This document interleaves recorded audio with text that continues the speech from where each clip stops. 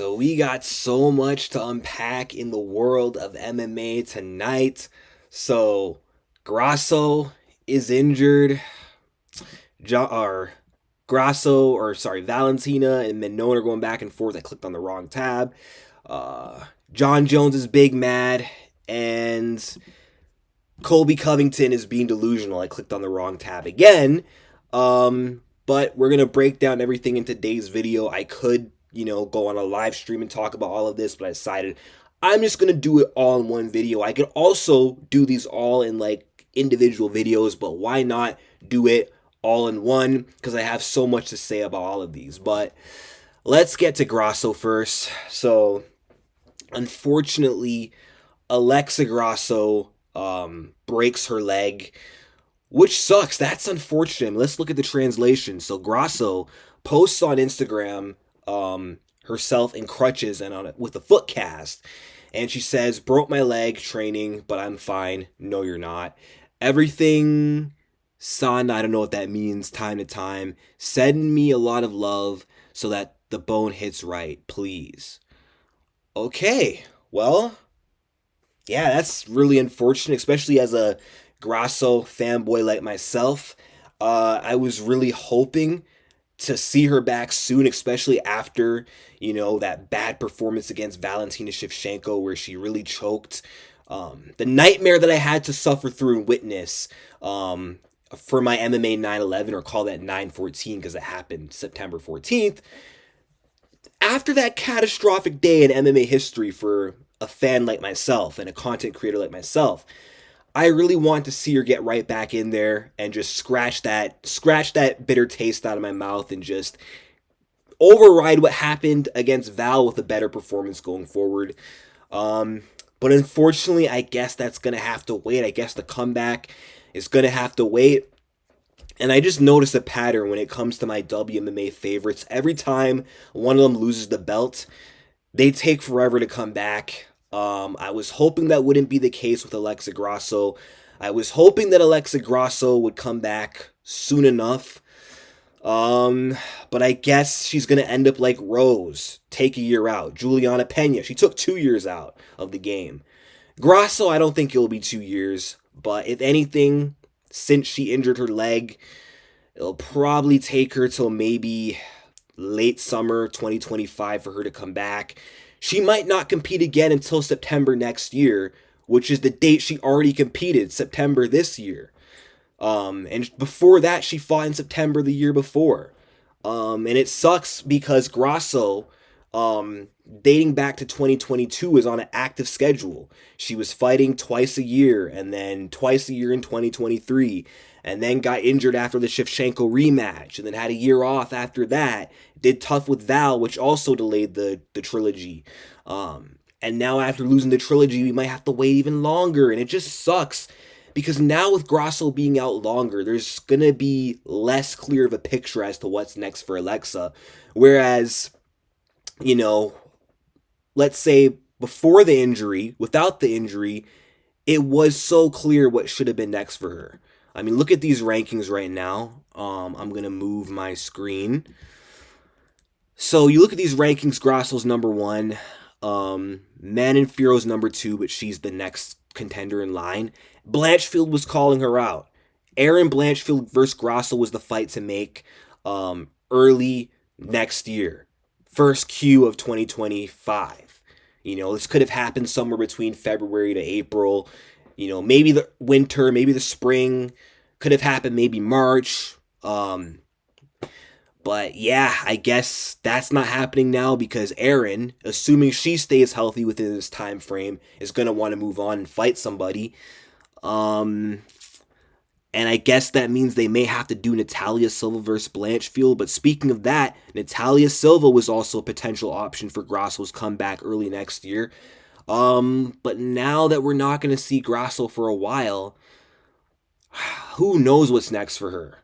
I mean, who knows what's next, because Natalia Silva, Erin might fight. And then who knows? I guess maybe the winner of that could fight Grasso towards the end of the year. But you would think that the winner of Erin Natalia might actually be a title eliminator that leads to the winner of them fighting the winner of Manon versus Shevchenko, which is unfortunate, but you know what? Life will work itself out for Alexa Grasso. Life will always find a way. Something will come up. Grasso will fight somebody. Doesn't matter who it is. And at the end of the day, Grasso is going to have a rebirth like Brian Ortega, minus the Diego Lopez beatdown. Grasso is going to go on another run real soon, losing her title to Shevchenko, who she already beat, and then getting injured. Unfortunately, that's just part of the journey. It's part of her story. But this is going to set up an epic comeback. And Grasso, when she comes back, will beat her next opponent. And she'll be champion again within 2 years, like Juliana Pena, after she lost to Nunes and then Nunes retired. I feel like something similar is going to happen for Alexa. So, as a fan, I just got to be patient. It sucks, man. Injuries are a part of the sport. Injuries are a bitch, but what can you do? But you know what? Speaking of Manon Fiorot and Valentina, I hope I click on the right tab. Yes, I clicked on the right tab. So they've been going back and forth lately, which has been pretty entertaining. Manon Fiorot has called her out on Twitter, and she said, "Stop making people wait. Let's do it soon enough so I can send you to retirement." Damn. And Valentina Shevchenko said, "You lose, you retire. Deal?" And then Manon Fiorot said, "Deal. I'll take you seriously when you've signed the damn contract." Or sign the contract. Damn, teacher's pet. And then Valentina said, "Even worse, that old with zero manners." I'm confused. Like, this page put these tweets out of order. I'm pretty sure Manon Fiorot said something else. Maybe she said her age. Maybe she said, or I don't know, maybe someone else said that Manon is like 34. And then maybe this is what Val's responding to. Like, maybe that's why she said, "Even worse, old with zero manners." Kind of confusing how this post is laid out. But I like this. I like that there's a back and forth. I like that a rivalry between Manon and Val is already being set up. And I mean, yeah, I know Val would like Manon to be ass-kissy and respectful, kind of like Grasso was in all 3 fights. But this makes it fun. Manon Fiorot being as confident as she is, putting herself out there and trash-talking Val, calling her old, trying to get in Val's head. It's making for a fun build-up, and it will make Manon Fiorot the clear next contender.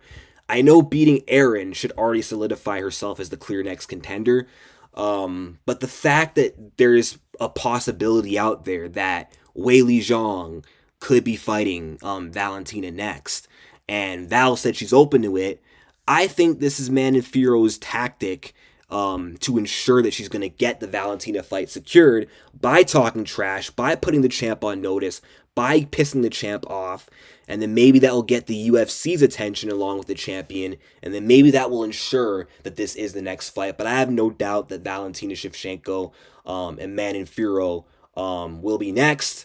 As far as either of them retiring, I mean, I don't think Manon Fiorot is going to take Valentina up on this deal. If Manon Fiorot loses to Shevchenko, she's not going anywhere. She's going to stick around and keep fighting. And I don't know. I feel like her ego's not going to let her want to go out on a loss to Shevchenko, especially after running her mouth. If Val loses, I also can't see her retiring because her ego's too big to want to let that go.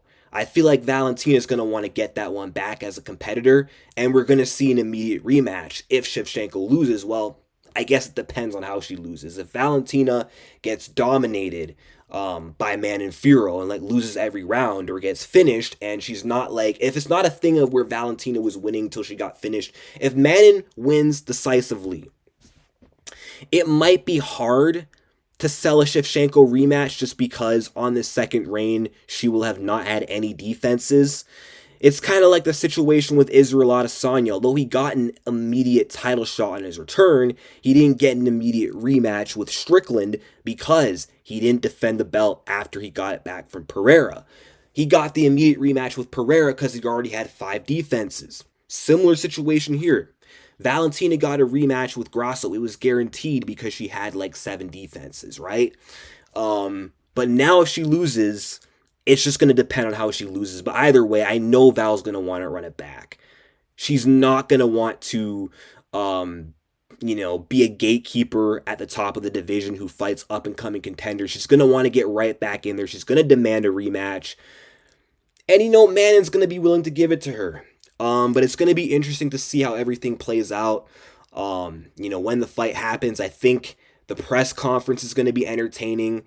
They're both going to be chatting shit back and forth to each other. Valentina does not like having her ego challenged. We know Valentina. I mean, she is game when it comes to these mind games and trash talking. And it's just kind of funny. I remember, I think WMMA Addict or someone mentioned this, or no, I don't even think it was him. Or maybe it was him or one of these MMA YouTubers who covered WMMA. Someone said that before Valentina Shevchenko lost to Grasso, Manon Fiorot didn't have this level of confidence, which that's actually true. Manon Fiorot did not have this level of confidence with Valentina. She kept questioning whether she's ready. She talked about taking other fights first to get ready for Valentina. That's how everyone talked about Val. Everyone was afraid of Val. All it took was for Taila Santos to show that she's not unbeatable and get robbed, and then for Alexa Grasso to beat her, draw with her, because even though maybe she didn't beat Val twice, she still did so good and made Val look human those first two fights. That's all it took to get all these girls to be like, you know what? Even though Grasso didn't beat her twice, she beat her and almost beat her again. And someone else before Grasso almost beat Shevchenko. So I'm kind of talking in circles with this. I don't really know where I'm going with this point. But yeah, I think it's interesting how now Manon Fiorot has this big level of confidence. And she didn't have it before in 2022. But you know what? I'm glad that she's got this confidence now. I'm glad that she's talking. And I'm glad that all these contenders are confident with Valentina. I was sick of these contenders before being afraid of her, not calling her out. Honestly, even though it sucks that Shevchenko's champion again, that was like the worst case scenario for the division, at least now women's flyweight has evolved. There's so many good contenders in this division now. I was about to open I will open the other tab and move my screen again. I mean, just look at this top 5. Forget the rest of like the people behind the top 5. You got Natalia Silva, Macy Barber, Erin Blanchfield, Manon Fiorot, Alexa Grasso still in the mix. And all these girls are confident that they could step up to Val now. Whereas 2 years ago, this was completely different. So women's flyweight looks good, even with Val as champ again. And now we got confident contenders. And I feel like this is exactly what the division needed. This is what the fans need. And I cannot wait for the fight. As far as who does DJC think will win? I hope Manon Fiorot beats her. I do not want Shevchenko to defend her belt. I want her to pay for what she did to Alexa Grasso. I'm bitter about that. Nunes got away with 50-43ing Pena and Aldana and then retire on top. So I got sour grapes about that. I do not want to see another scenario similar to that, where a dominant WMA fighter beats one of my favorites and then gets to walk away. Nuh-uh. I want Manon Fiorot to win. And also, I just want a new champion. Like, all bitterness and bias aside, I want the division to be shaken up again. Like, yeah, Val had her comeback story. She avenged the loss to Grasso, but I would much rather see new blood carry forth like the next generation. Val had her time. She already had a chance to show how great she was. So I want Val to lose for that reason as well. But you know what? Even if she wins, she'll probably retire on top. Or maybe she'll fight like 1 or 2 more times and then walk away. But okay, who wins? Unfortunately, Valentina will probably beat Manon Fiorot. I think Manon will make it interesting with her aggression. But Manon doesn't have even though her striking overall is better than Alexa in terms of her kicking game, Manon's boxing isn't anywhere near the level of Alexa, and Alexa's boxing and inside fighting is what gave Shevchenko problems. Whereas, I don't know, man. Manon's very sloppy with her hands. She doesn't have head movement either. And I feel like she just might be an open target for Valentina Shevchenko to counter. I think Val might be slightly faster, and Val might be able to just slip and counter Manon Fiorot all night. Manon might land some good shots. She might get Shevchenko in the clinch, and she might overpower her in the clinch a little bit and hold Val against the cage. And because Manon's big and does have good takedown defense, and she is strong, she can wrestle, the option of wrestling for Val may not be there, but she might not need it. She could just outstrike Manon to a decision. So Val will probably win like a 49-46, 48-47, competitive but clear decision. But now moving on to other news. Jon Jones is big mad. He's mad at Stipe Miocic. Which I don't know, I kind of like this. I mean, Johnny Boy is very sensitive, but now this is going to make the build-up for the Stipe fight very interesting. Now the press conference, we're going to see some back and forth. Jon Jones is going to be mad. He's going to be talking his trash to Stipe. Stipe might be quiet. He might mumble a little bit. Mumble mouth Stipe, that is. But, I don't know. Jon Jones, a pissed off Jon Jones, this could mean trouble for Stipe Miocic. Like, Jon Jones, he's been locked in for this fight and focused. But now that Stipe Miocic said, "Bring it, bitch," in the countdown, I think that gave Jon the motivation he needed to further want to damage Stipe Miocic and overperform. But let's read what Jon Jones said. He said, "Hiring black fighters to mimic me will not help you, Stipe, and you shouldn't have called me a bitch. The disrespect wasn't necessary. Let's play." Okay, we got a fight on our hands. This just makes me more excited. You know, even though what Stipe said, it's like, it's not really a big deal. I mean, calling a man a bitch is disrespectful, but from a competitor standpoint, saying "bring it, bitch," it's not really that serious. But you know what? Jon Jones taking it seriously. Again, this is just him psyching himself up. This is him getting himself amped. This is the motivation he needs. And yeah, we'll see. I think Jon Jones is going to beat Stipe. I think he's going to finish him in the third round. And, you know, whether Stipe said what he said or not, Jon was always going to win this fight. But this just makes it interesting. Now, as far as Stipe training with a black fighter, that's kind of interesting. Like, watching the countdown, that part just kind of went over my head. I never thought of it as he's bringing in a black guy to mimic Jon. Now, I don't know if he brought in a black guy specifically because he was black, or because this said black guy might be tall, lanky, and have like tricky, unorthodox striking.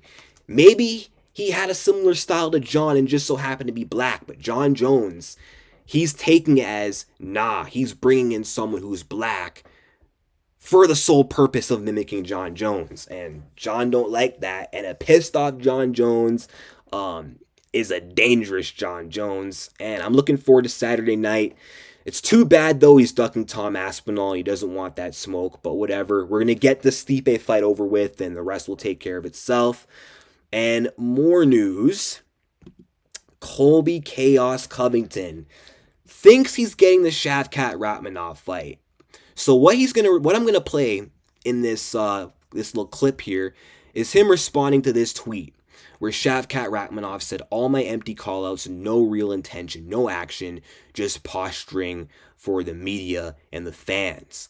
And I know what Shavkat's talking about, because Usman said he's willing to step in, Colby said he's willing to step in, and so far there's like been no news or no updates on what might happen for UFC 310, which the UFC needs to hurry up, because I'm not trying to see Asakura versus Pantoja as the main event for the final pay-per-view of the year. I'm not trying to see that, okay? I don't care about, I care about that fight, but I want to see a big main event to follow that. I don't want to see a flyweight title fight headlining that card, especially with the likes of Pantoja. He's not the most marketable champion, and he's only exciting in the first round. He fights boring after that, so I don't care about Pantoja as a core like that. I want to see Shavkat Rakhmonov versus a replacement.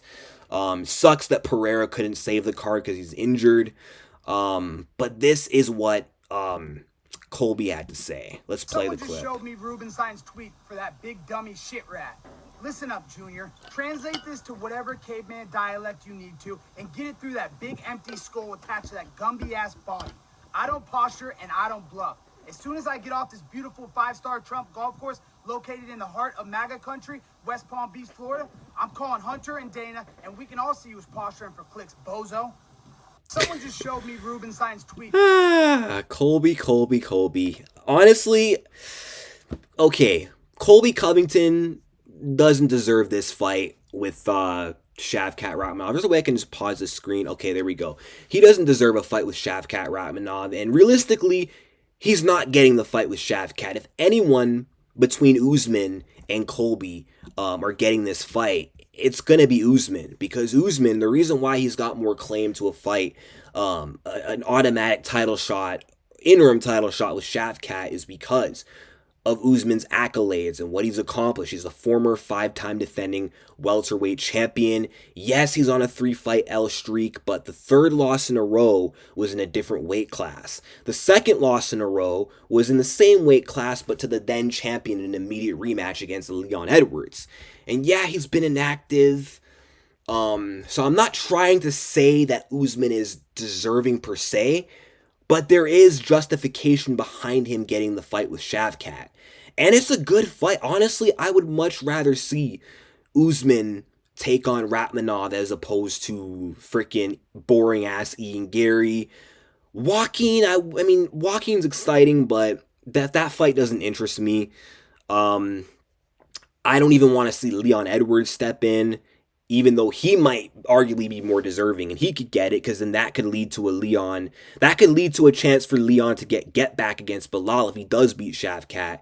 But I would much rather see Usman versus Shavkat over anybody, because I don't know, something about that fight's interesting because of Usman's experience, and stylistically he kind of does pose a bit of a threat to Shavkat. He's got power, decent striking, good cardio, arguably a better gas tank than Rakhmonov. I think the wrestling kind of cancels each other out, but Usman could make something happen.